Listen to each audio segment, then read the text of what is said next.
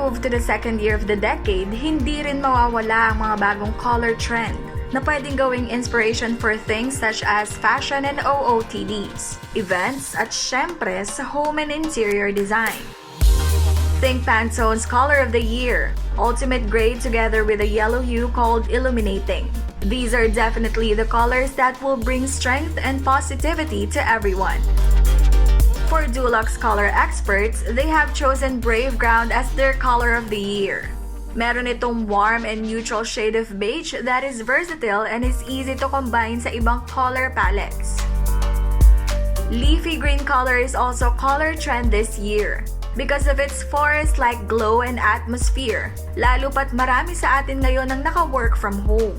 Bringing the outside inside our homes is what some of us are striving for. While Benjamin Moore's color of the year is Asian Teal, which is a soothing blend of blue, green, and gray that will make your home feel even more like home, lalo na ngayong kailangan lagi lang tayong nasa loob ng bahay. With all the stress that we went through the past year, the overall theme of the 2021 color trends will surely create a vibe that will make us feel relaxed and stress-free.